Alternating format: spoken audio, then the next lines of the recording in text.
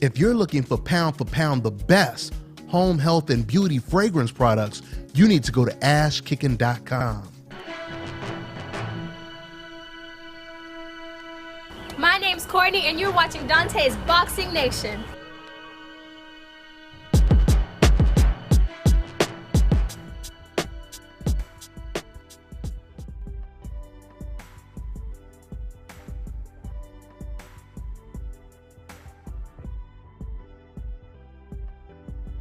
Just made no sense. Mm-hmm. Okay, I got you back recording, man. So if you remember where we were talking, I know we were talking about the Kell Brook situation. Like I said, I agree with you. Like I said, that had nothing to do with you guys. You guys did what you were supposed to do. You was trying to fight the Chris Eubank fight, and they pulled out. And then Kell Brook, he jumped at the opportunity. So I totally understand that. What exactly did you say after that? Okay. What I was gonna ask you is, who did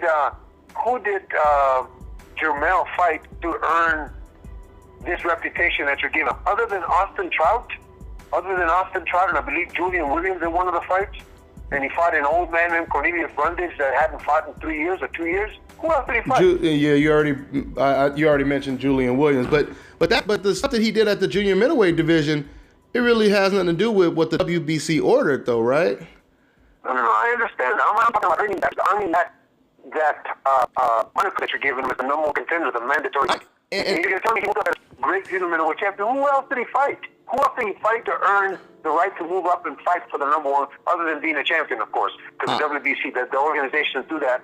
But I mean, to earn the right to fight the reigning middleweight champion or middleweight champion of several organizations, by fighting Halen, Williams, Trout.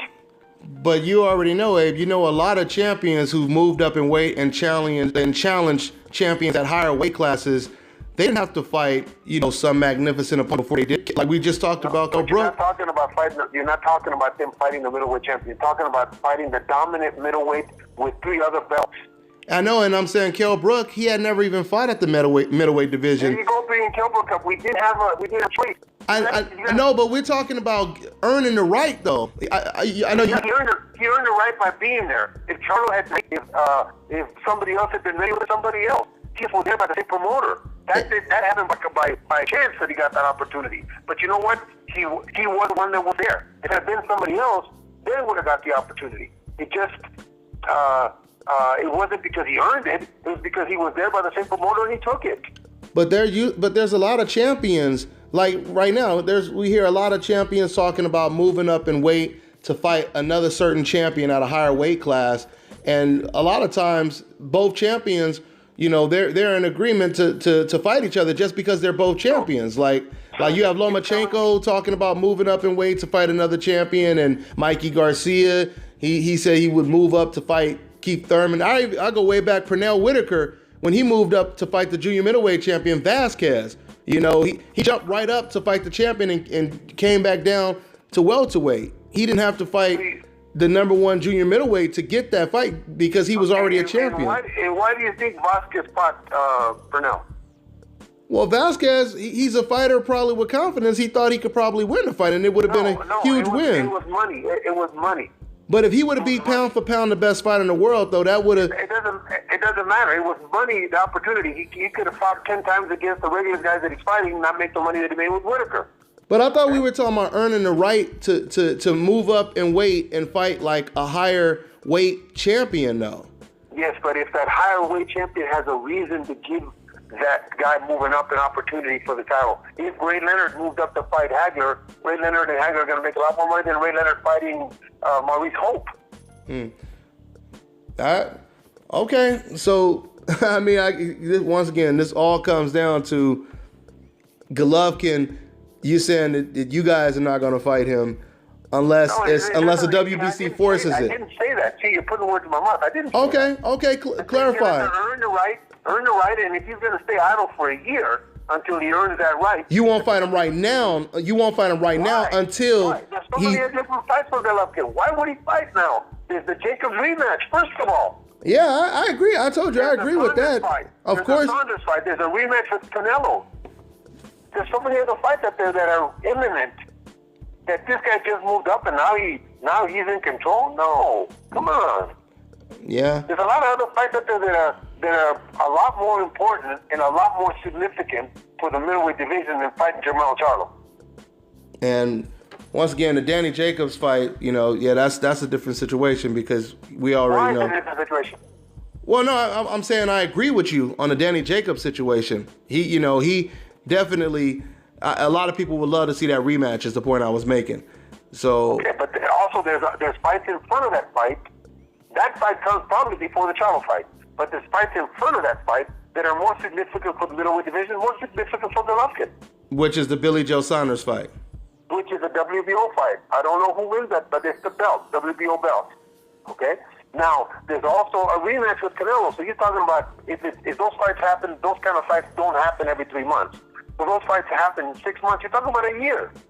Yeah, once again, that's only if the rematch, if the fight is competitive, though. And you know what? That's the way we have to look at it. That's the way we have to look at it because we're not waiting for nobody else. We're planning Golovkin's future on Golovkin, not what somebody else did. Meaning you guys are planning on having a rematch already, regardless. I hope so.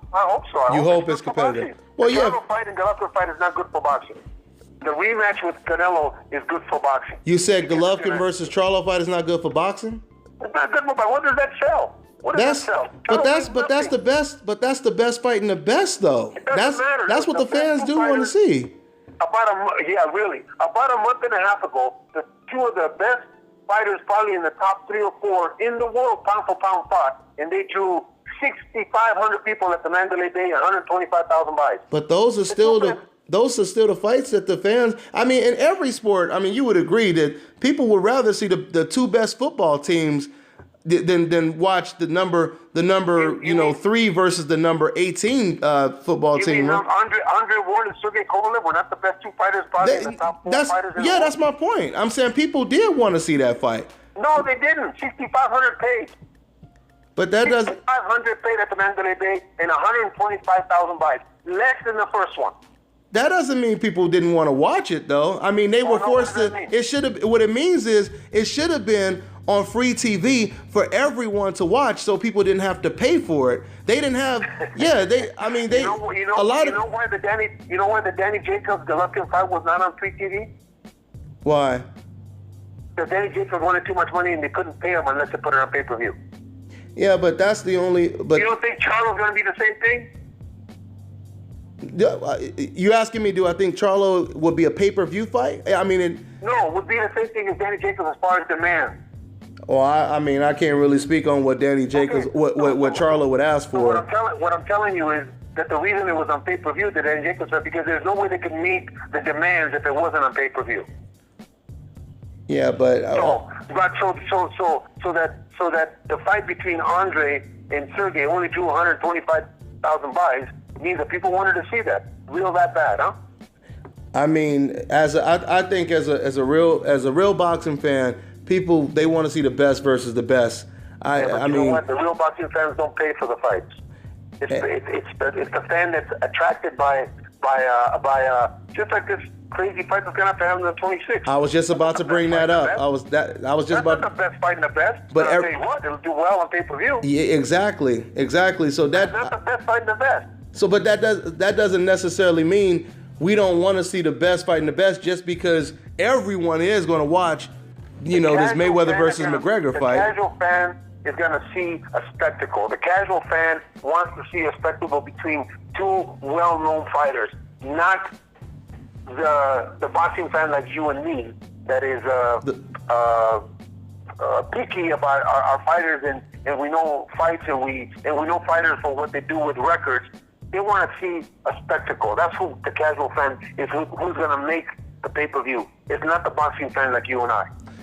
So you believe that they don't really want to see the best versus the best. They want to see the big names. They want to see the bigger names. A spectacle. A drama. A guy that they know because they've been fighting regularly.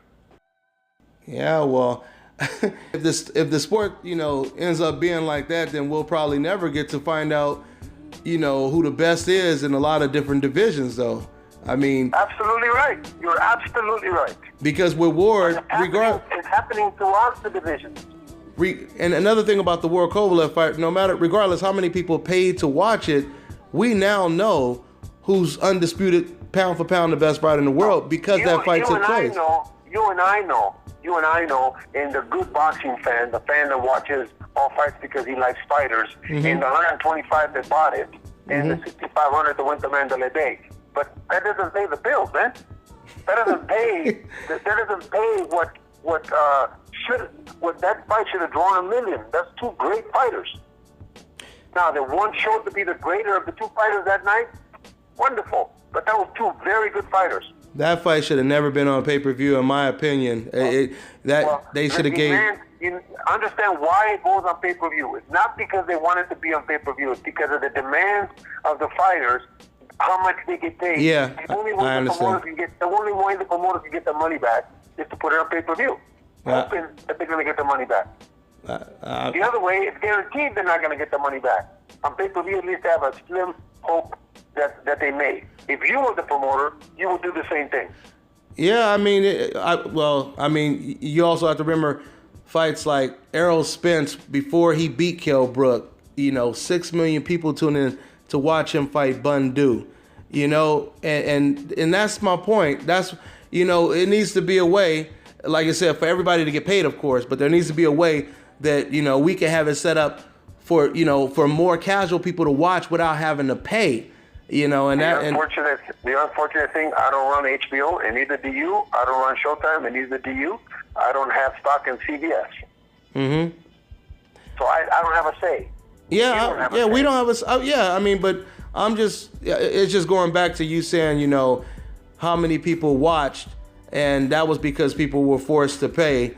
If they weren't forced to pay. That's not why. That's not why. When Mayweather fought Pacquiao, they weren't forced to pay. They was too as a spectacle. That was a pay-per-view fight, though. Yes, it was. People paid more than any other time in history, and paid $99 to see that fight. Mm-hmm. Okay, because they wanted to see a spectacle. Two guys that they know can fight. Not our regular boxing fan like you and me, the casual fan. That's what I'm saying. Nobody knows Charlo. And somebody knows Jacobs now. Yeah. But nobody knows Charlo. But a lot of these. Nobody knew Heyman. I mean, and a lot of people didn't know who Ndongo was, and I'm not saying he's a star right now, but when he knocked out Troyansky, that put him on the map. Huh? I was there. I was there. And that's my point. A lot of times, no-name number one contenders, they come out of nowhere. Wait, but who did he beat that fighter, and now he's going to fight for 10 cents? Unless he fights Crawford, which he's going to fight now. That's my point. Know if he doesn't fight Crawford. What's that? What'd you say? Nobody's going to know him unless he fights Crawford. Well, yeah, they fight before Crawford. Yeah, but that's how he put himself in position to fight Terrence Crawford by getting that opportunity to fight Ndongo. So I'm saying Crawford is carrying the bill. Oh, absolutely. Yeah, he's the A-side. He's the star. Unified. It's Crawford's choice, not Ndongo's choice. Oh, no doubt. Ndongo means nothing to the show. So it's Crawford's choice. But if Crawford didn't want to fight him, he can fight many other guys, just like Golovkin. Doesn't mean it has to be Charlo, doesn't mean it has to be Jacobs, it could be anybody. That's their choice. They've earned that choice. I mean, but you would agree that when a number one contender who you said, who is he, when he beats a big name, that's when he becomes bigger, though, right? I mean, you agree with that. Have him beat Jacobs. You said have him beat Jacobs? Is that what you said? Right. That's what I said. But he's the number one contender for Golovkin. Have him beat Lemieux. Then he brings something to the table. Yes. That would be. In a year from now, yes, Lemieux, because he just got a spectacular knockout against. Yeah, I agree. That would be a great fight. Hello? If he were to fight David Lemieux, that would be a good setup for a Golovkin fight. I mean, I agree with that. It's just, the thing is, the WBC has already gave him the green light. That's the only thing, The green light to do what? To fight Golovkin, or be in position to fight Golovkin. I know. So in other words, when that happens, whomever his promoter is, and now Mr. L hasn't got the kind of money that he had before, so he's not even bidding on the fight. Now, when the fight was going to happen between Danny Jacobs and Golovkin, it would have gone to purse bid. Danny didn't want what the purse bid amount was going to be. Charlo's going to be the same thing. And this time, Golovkin says, screw you. Let your promoter bid on it. We're going to bid on it too. So Charlo's going to take $250,000, $300,000, $400,000? I mean, I can't really speak on what Charlo is willing to take. That is the possibility is what I'm telling you. Mm-hmm. Okay, he has no promoter going to bid on it. So if Golovkin's people bid on it, say they bid $2 million, $3 million, what does Charlo get? $600,000, $700,000? Shit, William Monroe got close to that. Gil got close to that. Wade got close to that. Charlo's not going to fight for that. So what happens at that point? Yeah, but you guys have to get into the negotiations before we could even. No, we don't have to. We don't have to. No, I'm saying to even know if that's going to happen, to even know. If it goes into no negotiations, it goes to purse bid automatically. Yeah. So now, who's going to bid for Charlo? Who's going to want to risk their money on Charlo? He's going to have to build himself up so that he's viable for a fight. Lemieux just did that by knocking out Steven. He's going to get a shot at somebody. It may not be a Golovkin, but he's going to get a shot at somebody at the top to earn a right again. Maybe even to fight Saunders if Saunders doesn't fight us. Why? Because he took a chance against Steven. And you're right. There's definitely some other good fights for Charlo. Once again, if he doesn't get the Golovkin fight, obviously that's most likely what he's going to do is try to. I would hope because it helps everybody. It helps everybody concerned. It helps the Golovkin people to be able to sell him. And it helps Charlo to be able to say, no, man, I want this much. Mm-hmm. But you can't wait for a year and sit on a shelf. That makes no sense. It's just like, we have this discussion about Lara all the time. Lara keeps fighting. Who did he fight the last time? You see Delvin Rodriguez. He fought that guy that hadn't fought in 4 years. Was it Vanis Monterosian? Was that his last fight? Or No. Delvin Rodriguez and then the Jewish kid, the rabbi. They hadn't fought in 4 years. Oh, yeah. I'm forgetting his name. But yeah. And you're telling me that's how he's earning a shot at somebody big? Yeah, I mean, that's what I'm saying to you. You can't sell them. If you can't sell them and they're demanding X amount of dollars, it's impossible for it to happen. I know that it sounds great to say it, but there's no demand for it. And in order for there to be money, there's got to be a demand for it. Yeah, but Lara and Canelo, they did good pay-per-view numbers though. So I mean, because of Canelo, not because of Lara. But that means that if he's in there with Golovkin, with Canelo, that means so people. Why should Canelo or Golovkin or Cotto or Mayweather give somebody a chance? Like Mayweather's giving what's the guy's name that McGregor. He's fighting? McGregor. He's giving him a shot. Why? Because McGregor being the UFC fan. Mm-hmm. What does Lara bring? What does Charlo bring? What do they bring? But there's always going to be a lot of opponents on Golovkin's, resume, on Mayweather's resume. Have to bring something to the table. But they have to bring something to the table. No, but I'm saying there's a lot of opponents that didn't bring anything to the table that still got a shot though. With all of these A-side fighters. It doesn't matter about the shot. It doesn't matter. It's not about giving. Oh, you mean that they're supposed to be benevolent and give all these people a shot because they're good people? No, it's not about that. But what separates? The question is what separates? Huh? You know why Mayweather fought Berto? Because that was his very last fight? No, because Berto didn't bring us on the table, right? Because that was his last fight on the contract. Mm-hmm. He was guaranteed X amount of dollars. Mm-hmm. But do you think if he had to draw that, if he had to sell that to the network or the people, you think he'd have fought Berto? Absolutely not. Well, Floyd Mayweather, at that point, he had just beat Manny Pacquiao, and he knew no matter who he fought, people were going to come out to watch, even if it wasn't a million pay-per-view buys.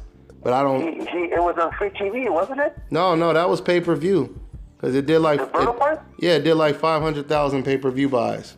Okay. But he had a guarantee from the contract he was almost finished with. Oh yeah. He had a guarantee. But this next fight on the 26th is because UFC fans come. The UFC fan is supporting McGregor, who stands, in my opinion, stands no chance.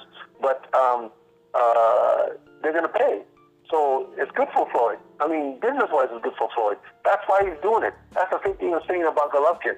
This is a business. This is not just because he's benevolent. He's going to give all these guys that are down there that don't want to earn a shot by doing what everybody else did, what Mayweather did, what Golovkin did, what Andre did in the Super 6. They earned their right to be up there. And you don't think that Jermall being the junior middleweight champion, you don't think? No, he has not. I ask you again, who did he fight other than Williams, Austin Trott, and an old Cornelius Brundage? Can you name anybody? Well, those are the guys he fought, though. The ones you just named, though. I know, but you want me to read you the records? What, Julian Williams? 34 and 5. Huh? Julian Williams undefeated. I'm just saying, Julian Williams and Austin Trott were the only legitimate guys he fought in his whole career. Yeah, I mean that. But once again, I mean that has nothing to do with the WBC rankings, though. I mean, no, it has to do with sales, Dante. It has to do with sales. It has to do with what does he bring to the table?